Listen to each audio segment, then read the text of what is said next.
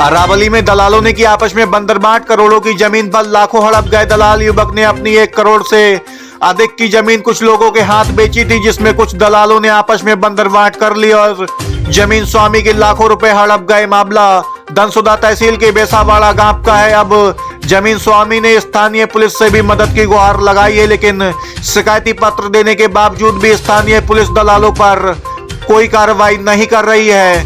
अरावली से मुन्ना राज मंसूरी की रिपोर्ट।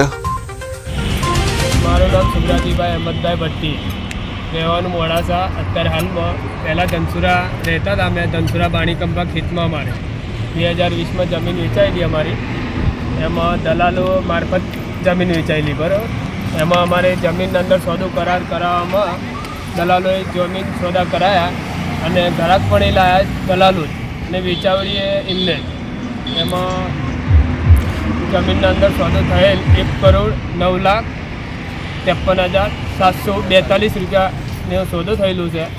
એમાં અમને રકમ મળેલી છે અડધી 57,742 રૂપિયા મળેલા છે। 57,742 મળેલા છે। એમાં બાકી રહેલી રકમ 52 લાખ લેવાની નીકળે છે।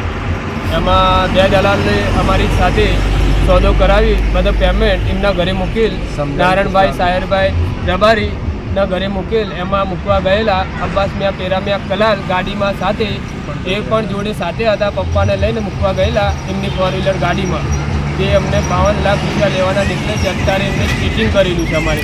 તમારા પપ્પા હયાત છે અત્યારે? અત્યારે મારા પપ્પા હયાતમાં નથી। શું થયું તમારા પપ્પા? મારા પપ્પાને અત્યારે હાલમાં એ ટેન્શનમાં દવા કીધી હતી વચ્ચે 2021માં એમને દવાનો આપઘાત કર્યો હતો। 52 લાખ રૂપિયા મળેલ નથી એમ કરીને ટેન્શનના લીધે અત્યારે 3 મહિનામાં એક્સપાયર થઈ ગયા છે। આજે 3 મહિના ઉપર થઈ ગઈ। આ બાબતે તમે કોને કોને જાણ કરી? આ બાબતે અમે ધનસુરા પોલીસ સ્ટેશનમાં 3 વર્ષ પહેલાં અમારો કેસ ચાલુ જ હતો। આજે 3 વર્ષ ઉપર થઈ ગયા છે કેસને, હજુ સુધી કોઈ ન્યાય મળ્યો નથી।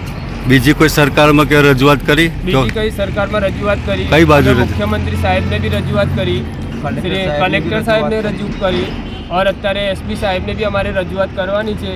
અને વત્તા અમને કોઈ ન્યાય મળેલ નથી। 52 લાખ રૂપિયાનું અમારું કૌભાંડ કરી ચીટિંગ કર્યું છે નારાયણભાઈ સાહેરભાઈ રબારી અને અબ્બાસ મિયા પેરા મિયા કલાલ, એ સાથે મળીને 2 દલાલ છે।